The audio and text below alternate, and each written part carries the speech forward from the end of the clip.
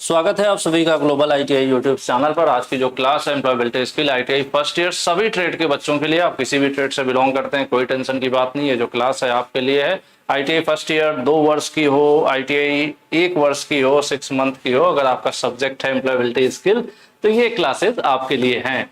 Class number 13। और आपको पता होगा क्लासेस काफी लेंथी हैं और आज की भी क्लास थोड़ी लंबी होने वाली है। नंबर ऑफ क्वेश्चंस ज्यादा है और उसके पहले इधर 2-3 दिनों से मैं लगातार जो पहले क्लासेस में बता नहीं रहा हूँ, कुछ चीजें मैं बता देता हूँ। एक तो ये मॉड्यूल 8 जो पहले मैंने मिस कर दिया था।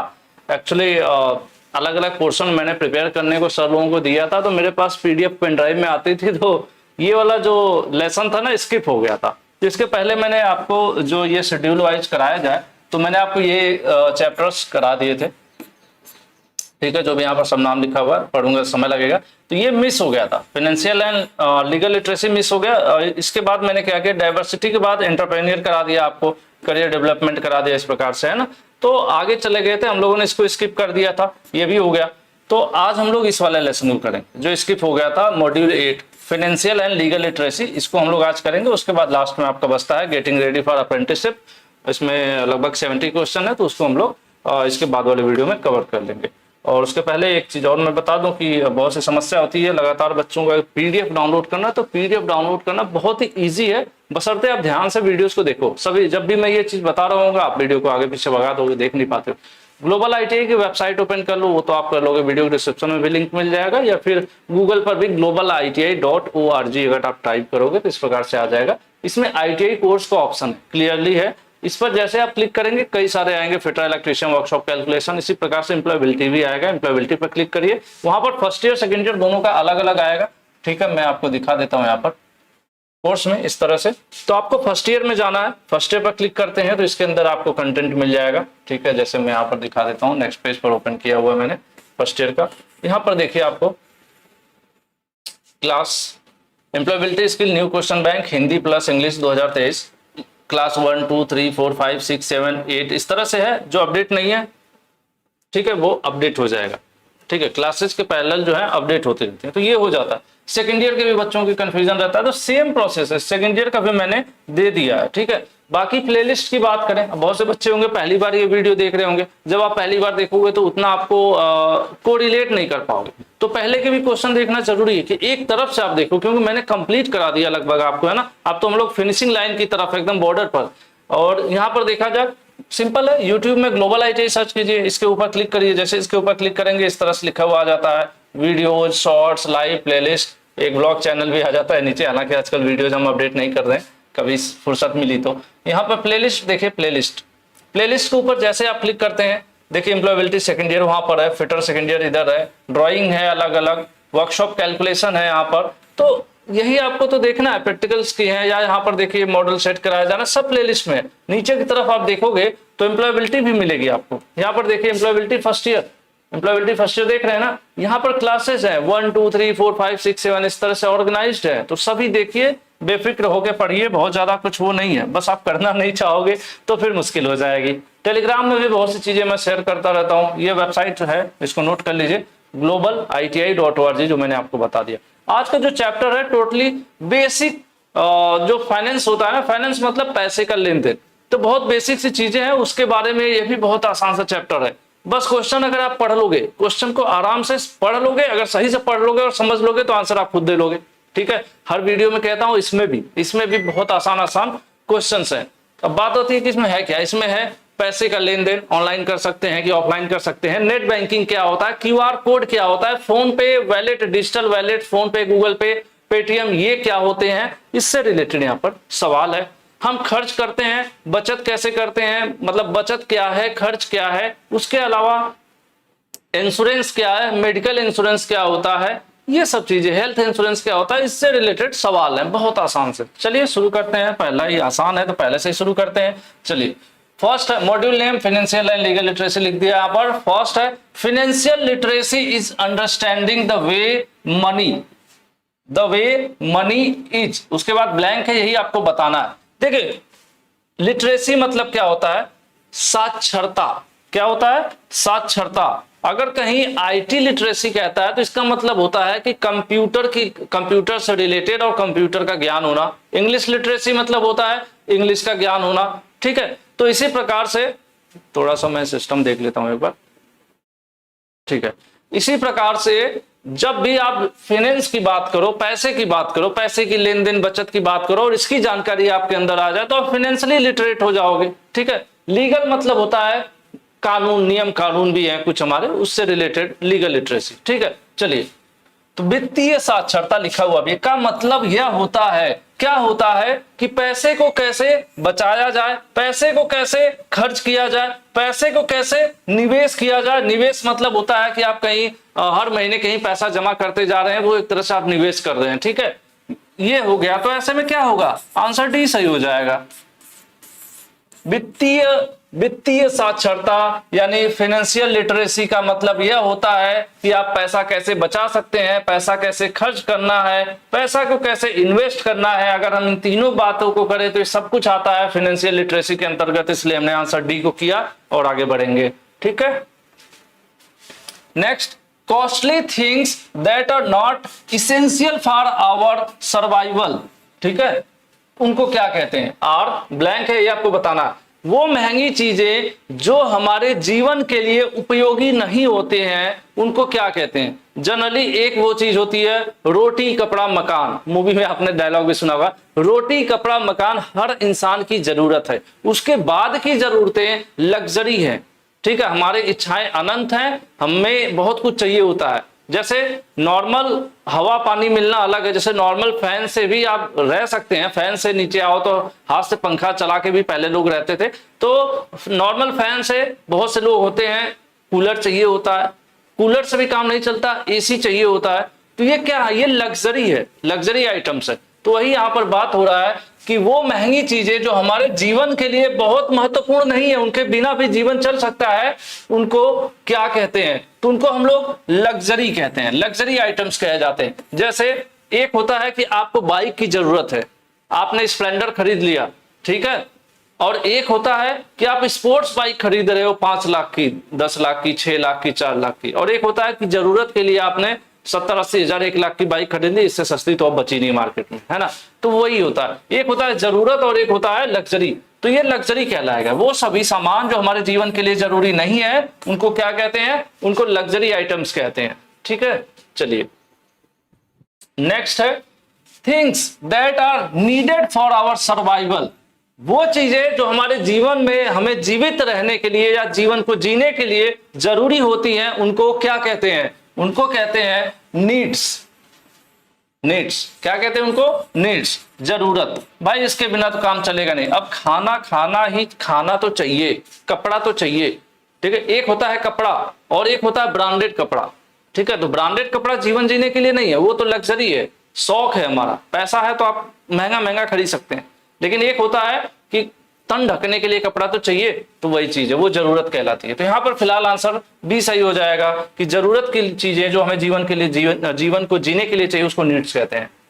लो जी, नेक्स्ट है Sunita on 10,000 every month she keep 2,000 aside, she will use this money in case. कह रहे हैं कि सुनीता जो है 10,000 रुपए महीना सैलरी पाती है या फिर कमाती है, सेल्फ जो भी कर रही हो बिजनेस, और उसमें से 2,000 रुपए हर महीने एक साइड में अपना रख देती है। साइड में रख देना मतलब उसको एक बचत के रूप में रखते जा रही है।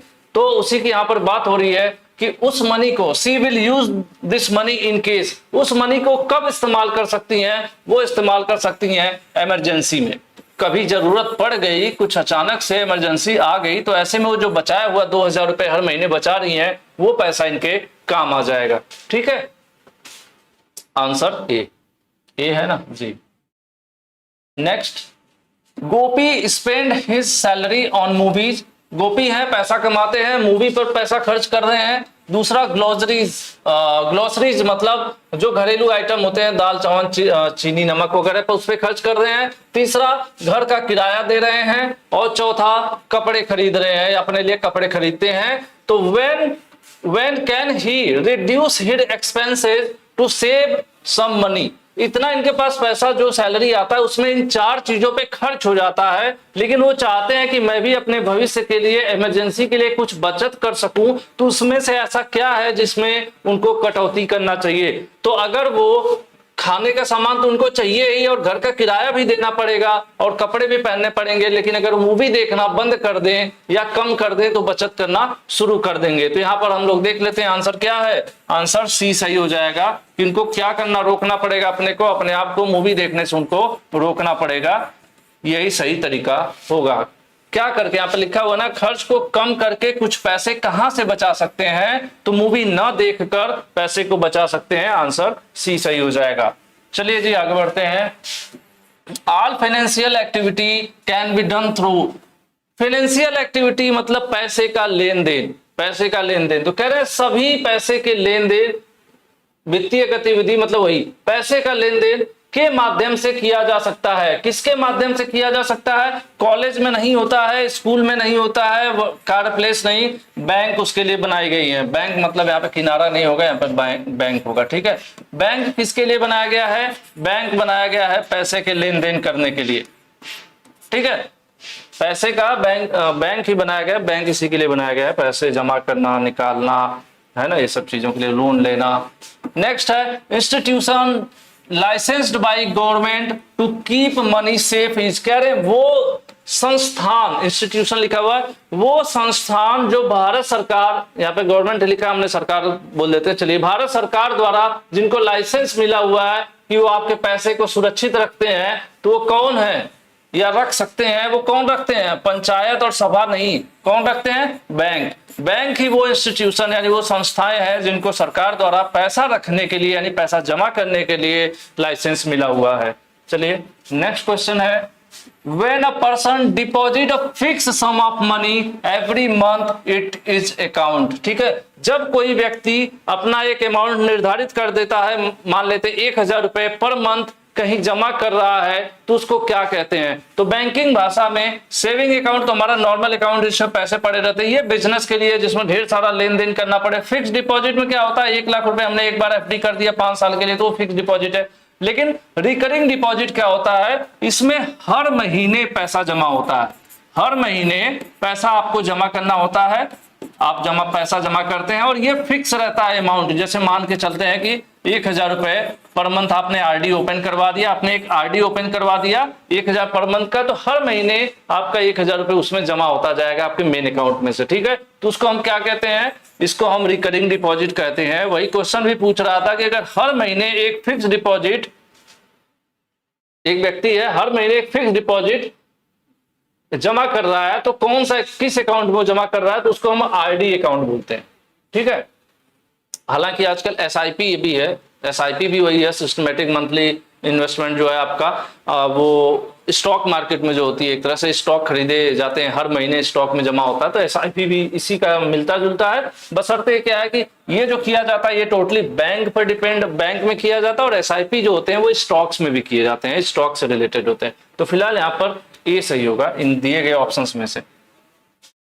नेक्स्ट है, आर्या है joined a new company, Arya ने एक नई कंपनी ज्वाइन किया है। They want him to open a, company चाहती है कि आर्या एक बैंक अकाउंट ओपन करे। कौन सा वाला बैंक अकाउंट ओपन करे? That they can credit his salary, जिसमें कंपनी जो है आर्या को पैसे भेज सके। तो जब भी आप किसी कंपनी में नया नया ज्वाइन करते हैं तो वहां पर एक बैंक अकाउंट ओपन करवाया जाता है और उसी बैंक अकाउंट में आपको कंपनी जो है सैलरी देती है, और उस बैंक अकाउंट को क्या कहा जाता है? तो उसको सैलरी अकाउंट कहा जाता है। कौन सा अकाउंट कहा जाता है? जब आप अकाउंट खुलवाने जाते हैं तो कुछ बेसिक टाइप हैं, जैसे सेविंग अकाउंट है जो बहुत ही कॉमन है, जिसको सब लोग खुलवाते हैं। करंट अकाउंट है, वो लोग इसको ओपन करवाते हैं जिनको बिजनेस करना होता है। इसी तरह से आपका सैलरी अकाउंट है, जिसको कंपनीज वगैरह जो भी नौकरी करते हैं गवर्नमेंट या प्राइवेट, उनकी सैलरी आती है हर महीने, तो उसको सैलरी अकाउंट कहते हैं। इसमें भी 0 अमाउंट पे खुलता है, इसमें कोई पैसा मतलब वो नहीं रहता है निर्धारित कितना आपको रखना ही रखना है उसके अंदर पे। ठीक है, तो ये है आपका सैलरी अकाउंट हो जाएगा, जो कंपनी इनका सैलरी वगैरह भेजेगी, किसमें भेजेगी? सैलरी अकाउंट में भेजेगी।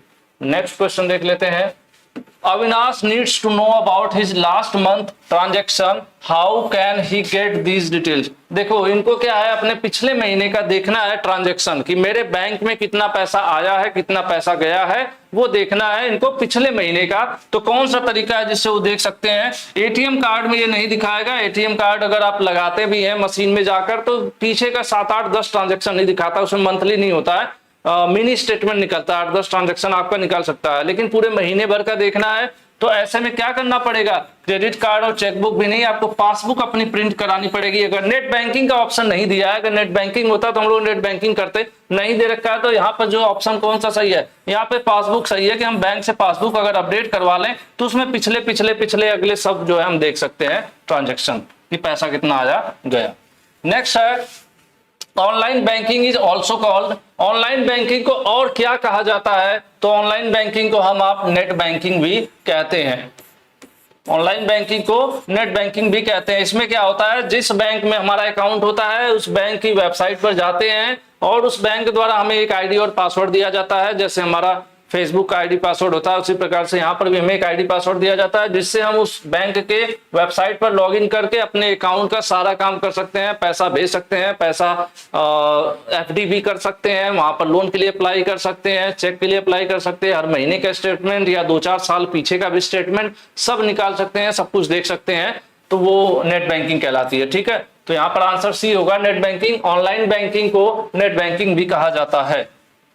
नेक्स्ट है financial transaction can be happens in. कह रहे हैं कि जो पैसे का लेन देन है वो हो सकता है, किस रूप में हो सकता है? अगर आप लोन ले रहे हैं तो भी पैसे का लेन देन कर रहे हैं। डिजिटल ट्रांजैक्शन यानी कि फोन पे, गूगल पे, भीम यूपीआई, पेटीएम इस्तेमाल कर रहे हैं तब भी पैसे का लेन देन हो ही रहा है।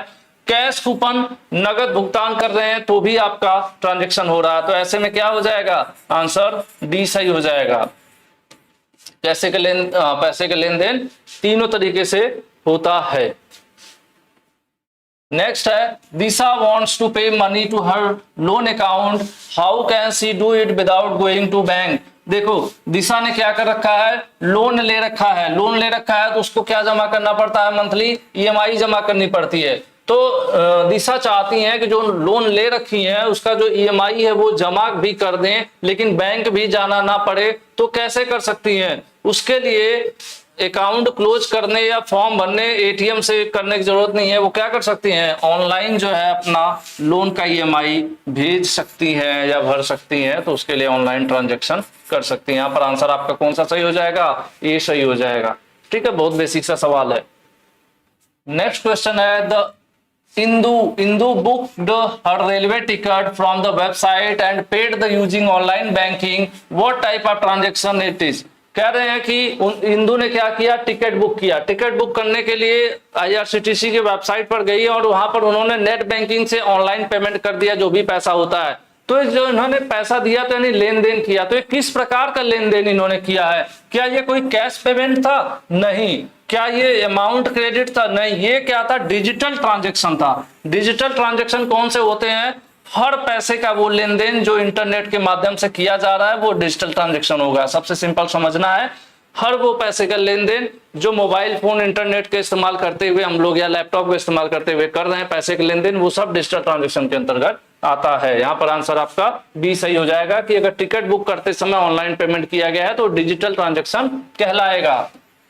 Ravi went out shopping but he forget to carry his wallet. Ravi गए शॉपिंग करने, वैलेट भूल गए घर पर। हाउ कैन ही पे हिज बिल्स। अब उन्होंने खा पी लिया, मॉल में गए, शॉपिंग किए, खाना पीना, रेस्टोरेंट में गए होंगे, खा पी भी लिए होंगे। अब पैसा कैसे देंगे क्योंकि वैलेट तो घर पर छूट गया है ना। तो ऐसे में वो क्या कर सकते हैं? लोन लेने जाएंगे? नहीं। बैंक के पास नहीं। वो क्या करेंगे? उनके पास डिजिटल वैलेट यानी आप उनके पास मोबाइल जरूर होगा और मोबाइल में उनके पास फोन पे होगा या गूगल पे होगा, यूपीआई कोई और ऐप हो सकता है या पेटीएम हो सकता है जिसके माध्यम से वो पेमेंट करेंगे।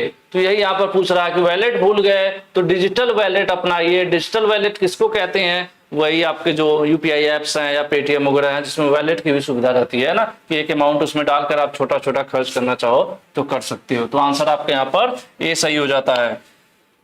Net banking is done on a computer through कह रहे हैं एक कंप्यूटर पर नेट बैंकिंग एक कंप्यूटर पर किसके माध्यम से की जा सकती है, ये आपको यहाँ पर बताना है। किसके माध्यम से कर सकते हैं? फोन के दोस्त से, कैशियर से नहीं, वेबसाइट। मैंने आपको शुरू में ही बता दिया था कि नेट बैंकिंग के लिए सभी बैंक का अपना एक वेबसाइट होता है जिस पर हमें लॉगिन करना होता है, अपना आईडी पासवर्ड डालते हैं और उसके माध्यम से हम लोग सारा पेमेंट ट्रांजेक्शन वो सब करते रहते हैं। तो यही पूछ रहा है कि नेट बैंकिंग के लिए क्या करना पड़ेगा अपने लैपटॉप या कंप्यूटर पर? हमें बैंक की वेबसाइट ओपन करना पड़ेगा और वहीं से होगा सारा कुछ।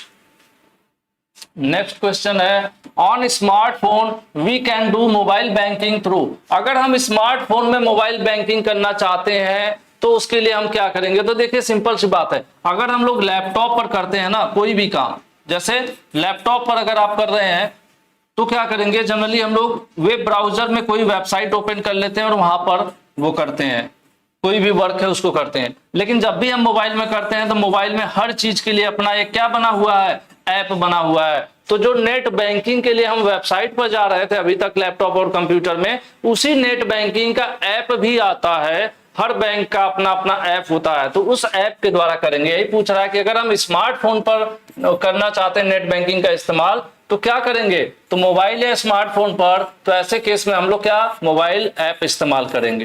क्या इस्तेमाल करेंगे? मोबाइल ऐप इस्तेमाल करेंगे। और अगर लैपटॉप वगैरह पर करते, कंप्यूटर में करते, तो वहां पर बैंक की वेबसाइट से करते। ठीक है जी, चलिए। We can use net banking for, हम नेट बैंकिंग का इस्तेमाल कर सकते हैं। किसके लिए कर सकते हैं? अपना स्टेटमेंट चेक करने के लिए, जो ऑलरेडी हो रहा था, कितना पैसा कहां से आया कितना गया उसको स्टेटमेंट कहते हैं। ट्रांसफर फंड, किसी को पैसा भेजने के लिए भी कर सकते हैं। कोई बिल पेमेंट करना है इलेक्ट्रिसिटी वगैरह का, वो भी कर सकते हैं। तो ऐसे में फिर जब सब कुछ कर सकते हैं तो हम लोग आंसर डी करके निकल लेते हैं, है ना, कि ऊपर के सभी। चलिए, हालांकि हाँ सही है। एक क्वेश्चन था कोई, उसमें आंसर ऑप्शन ही गलत दिया था, उसको मैंने सही किया है। अब आगे आएगा तो देखते हैं। जन्नू लॉग्ड इनटू हर बैंक, जानू है क्या है? जन्नू जो भी है, जन्नू ही लिखा हुआ है। चलो हम लोग जानू बोलते हैं। जानू ने क्या किया? अपना बैंक है नेट बैंकिंग को उन्होंने लॉगिन किया है अपने दोस्त के लैपटॉप पर। ठीक है, अब उनको क्या करना चाहिए? उनको क्या करना चाहिए? अगर जो बैंक की वेबसाइट वगैरह है जिसको दूसरे के मोबाइल पर या लैपटॉप ने आपने लॉगिन किया है तो उसको छोड़ना नहीं है। काम हो गया तो लॉग आउट कर दीजिए, नहीं तो आपका जो दोस्त है वो या तो उसका कोई दोस्त आपके पासवर्ड वगैरह वहां पर लॉगिन रहेगा तो भविष्य में भी लॉगिन करके क्या कर सकता है? कोई ट्रांजेक्शन कर सकता है। हालांकि आजकल तो बैंक वगैरह एक समय के बाद अपने आप लॉग आउट कर देते हैं, फिर भी अगर हम बैंक पोर्टल इस्तेमाल कर रहे हैं तो अपना काम होने के बाद सुरक्षित तरीका है कि हम जो नेट बैंकिंग लॉगिन किए थे उसको क्या कर दें? लॉग आउट कर दें। ठीक है, तो यहां पर 19 का आंसर बी सही हो जाएगा।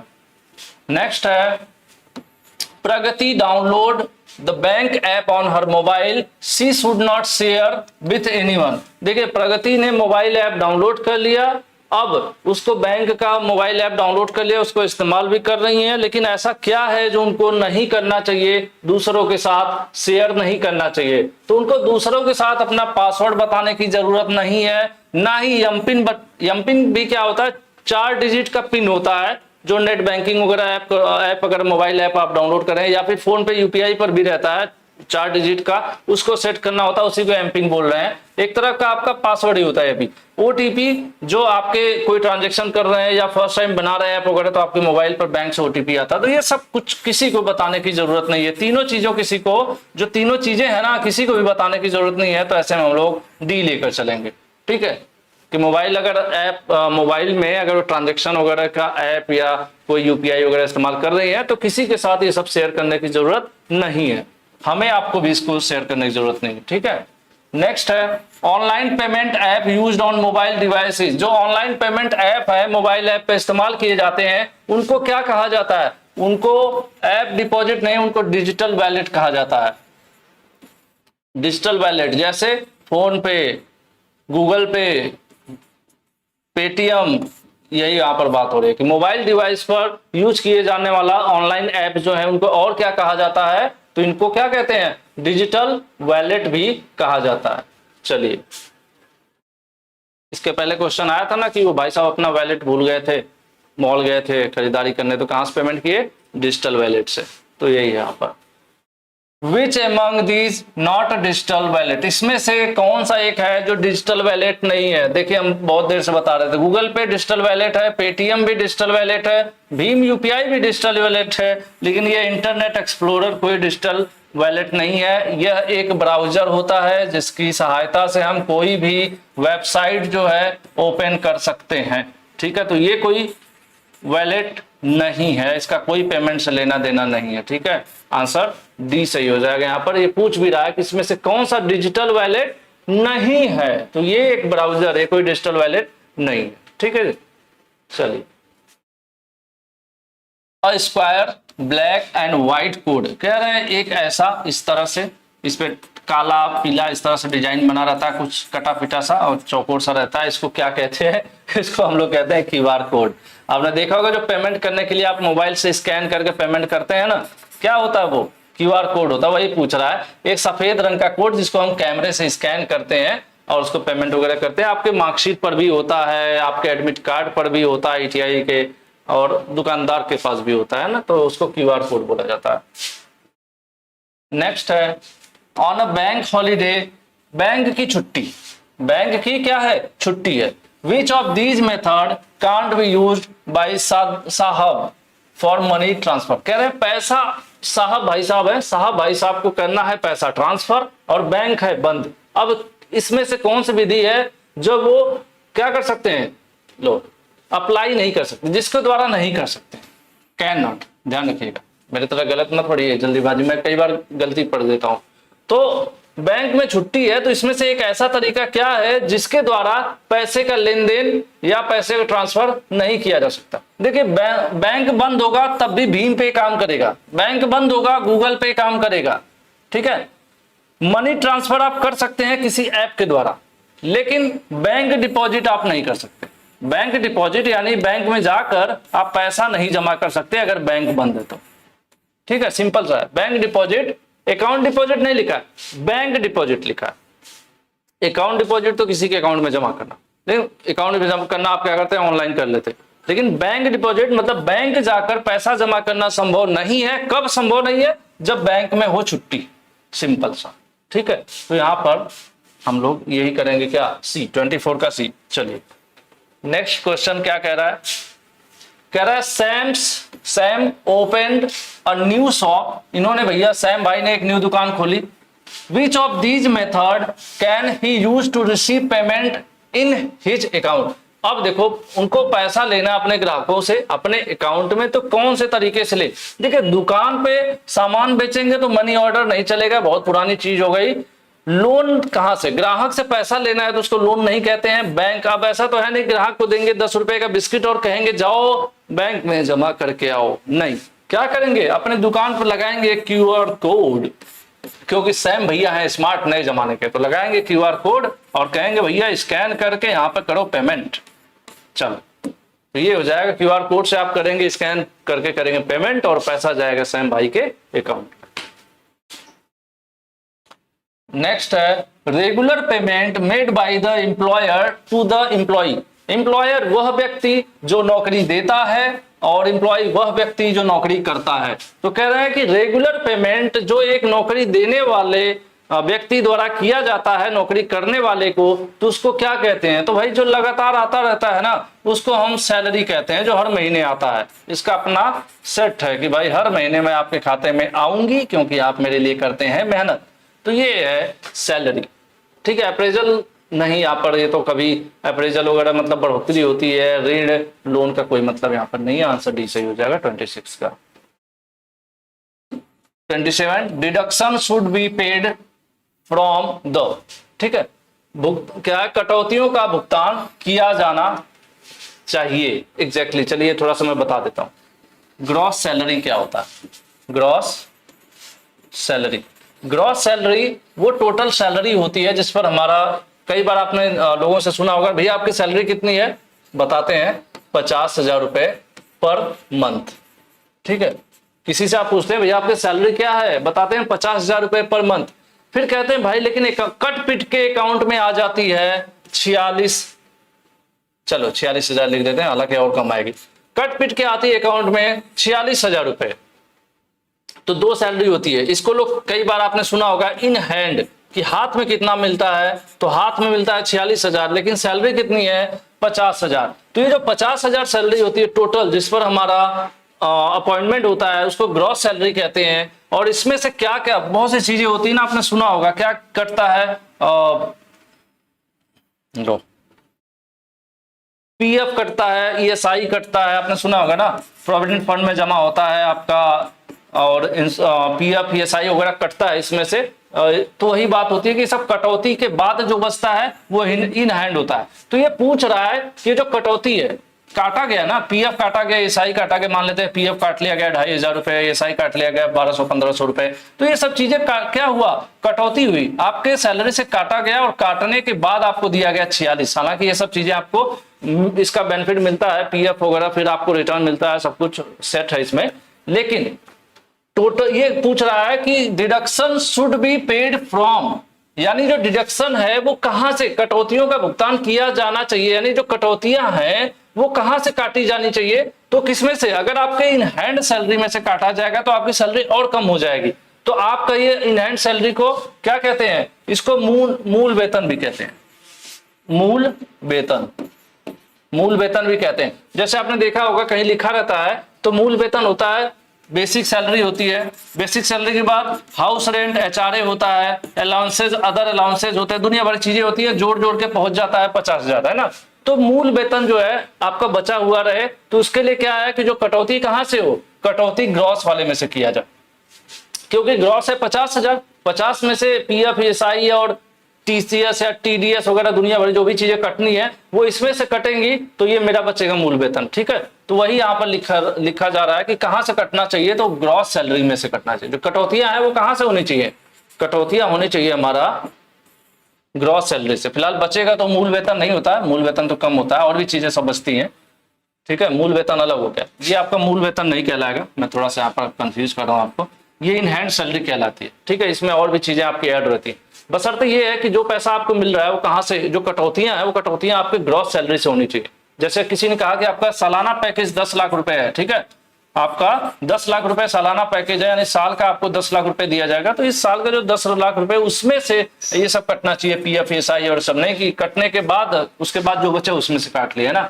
तो यहाँ पे फिलहाल आंसर ए सही हो जाएगा, जो भी कटौती है ग्रॉस सैलरी में से। ग्रॉस सैलरी मैंने आपको बता दिया क्या होती है। The government collect from the citizens, सरकार लोगों से क्या लेती है, लोगों से सरकार लेती है टैक्स, लोगों से सरकार क्या लेती है, लोगों से लेती है टैक्स।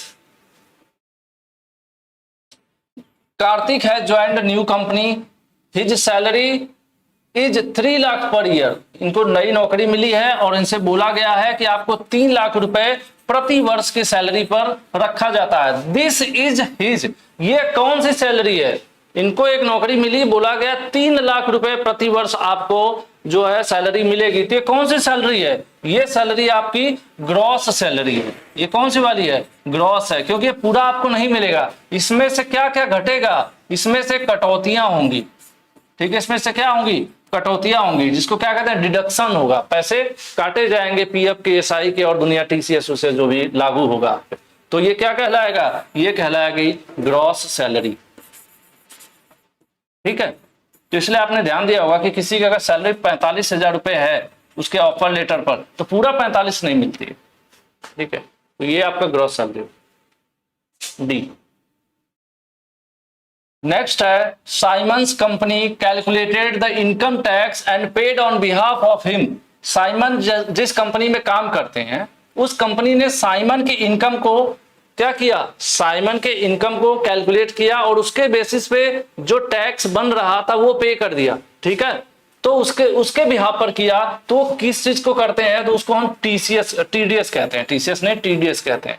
मैं टीसीएस वगैरह साथ पहले बोला हूं तो गलत बोल गया हूं, अगर पहले मैंने टीसीएस बोला था तो ध्यान रखिएगा वो टीडीएस होगा, ठीक है। जो कटता है क्या होता है वो टीडीएस कहलाता है। ये जो एनपीएस है वो तो एक पेंशन स्कीम है, और हाउस रेंट वगैरह और ये तो ब्याज है, इसका कोई मतलब नहीं है, टीडीएस कटा, ठीक है।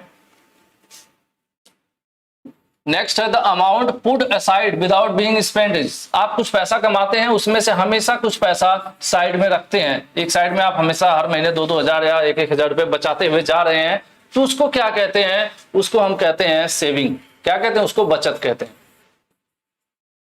ठीक है, उसको क्या कहते हैं? बचत। कि मान लो मुझे हर महीने 50,000 रुपए मिल रहा है, तो उस 50,000 रुपए में मैं बाकी खर्च, अपने खर्च चलाता रहता हूँ, लेकिन हर महीने में 5,000 रुपए अपना एक अकाउंट में रखते जा रहा हूँ, या उसको नहीं छूता हूँ, 45 ही निकालता हूँ, 5,000 में हमेशा छोड़ता जाता हूँ। तो क्या कर रहा हूँ मैं? वो एक सेविंग कर रहा हूँ, बचत कर रहा हूँ। यहाँ पर आंसर आपका ये सही हो जाएगा।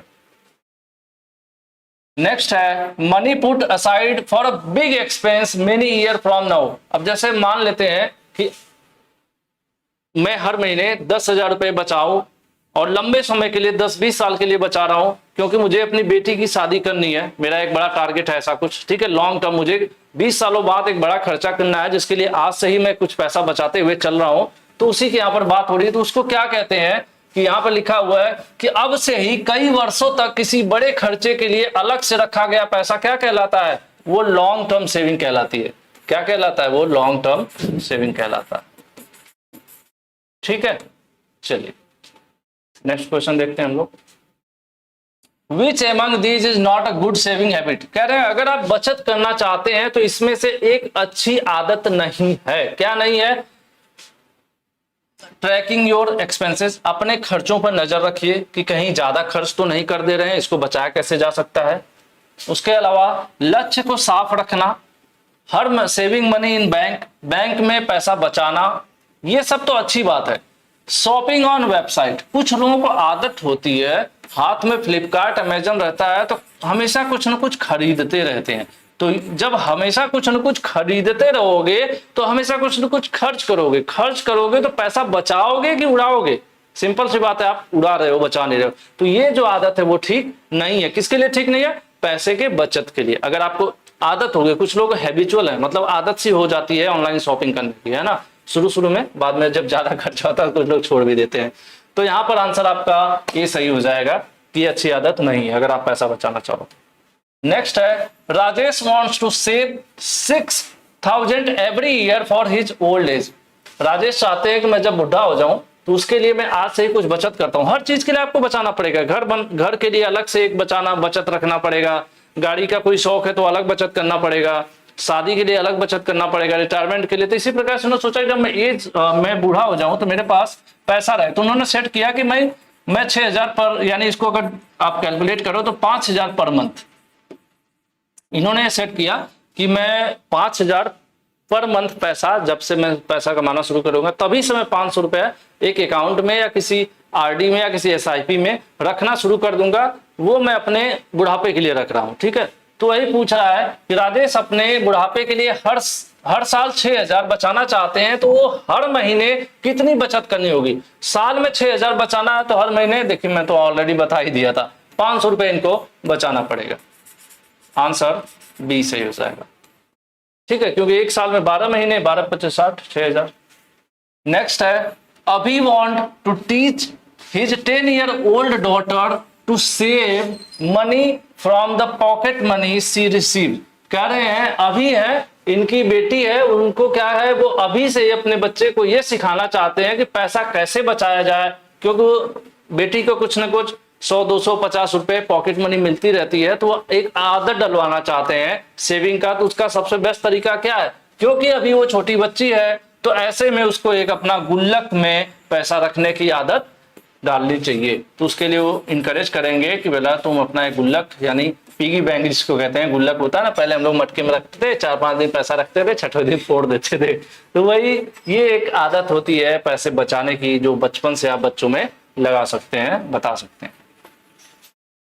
नेक्स्ट है मनी बोरोड फ्रॉम बैंक और अ पर्सन। आप किसी व्यक्ति से या फिर बैंक से पैसा लेते हैं तो उसको क्या कहते हैं? उसको हम लोग लोन कहते हैं। क्या कहते हैं? लोन कहते हैं। आप किसी व्यक्ति से या फिर किसी बैंक से पैसा ले रहे हैं तो क्या कहलाएगा? वो लोन कहलाएगा। लोन में आपको क्या होता है, जो पैसा लिए हैं वो तो देना ही होता है, साथ में ब्याज भी देना होता है। बस सुविधा ये होती है कि आपको धीरे धीरे करके देना होता है, नहीं छोटा छोटा। आपने लिया 1 लाख, लेकिन चाहोगे तो 5,000 रुपए करके हर महीने दे सकते हो, ये फायदा होता है बस। हालांकि देना पड़ेगा ज्यादा आपको। The loan can be repaid, कह रहे हैं लोन को चुकता किया जा सकता है, यानी लोन को आपने किसी से लोन लिया, लोन को जमा किया जा सकता है। किस रूप में जमा किया जा सकता है? कर सकते हैं हम इसको छोटे छोटे अमाउंट में। वही चीज अभी जो मैं आपको बता रहा था कि 1 लाख लेके हर महीने 5,000 रुपए में वापस करता रहूं धीरे धीरे ब्याज के सहित, तो वही यहां पर हो रहा है कि लोन को कैसे आप रीपे कर सकते हैं, छोटे छोटे अमाउंट के रूप में आप कर सकते हैं। ठीक है, तो यहां पर आंसर ये सही हो जाएगा।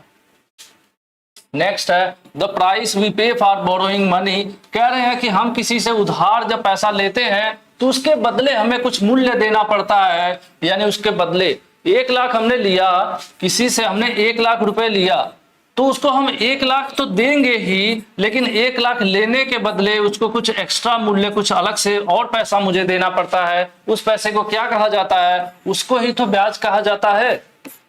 उसको ही क्या कहा जाता है? उसको ही ब्याज कहा जाता है। ठीक है, तो वही चीज है यहां पर, इंटरेस्ट। नेक्स्ट है Rita wants to complete her higher education from a good university, which loan should she apply for. Rita को कहीं अच्छे यूनिवर्सिटी से आगे की पढ़ाई करनी है, ऐसे में उनको कौन सा लोन लेना होगा? देखिए, जब एजुकेशन के लिए आप लोन लेते हैं तो ऐसे में एजुकेशन लोन ही आपको लेना होता है। कौन सा लोन लेना होता है? Education loan. एजुकेशन लोन सबको नहीं मिलता है, जो अच्छी यूनिवर्सिटीज होती हैं उनको ही मिलता है। मतलब उनमें अगर आप एडमिशन लेने के लिए ले रहे हैं तब मिलता है, कहीं कुछ टेढ़ा मेढ़ा ऐसे छोटा मोटा अमाउंट लेंगे 1,000-2,000 तब नहीं मिलेगा। ठीक है, बड़ी फीस के लिए जैसे आपको 1 लाख 2 लाख 4 लाख इस तरह से चाहिए होता है तो जनरली एजुकेशन लोन तभी मिलता है। हालांकि ऐसा कोई नियम तो नहीं है, लेकिन ऐसे ही मिलता है। नेक्स्ट है प्रिया mother's had to undergo an expensive surgery, she was able to pay it through her।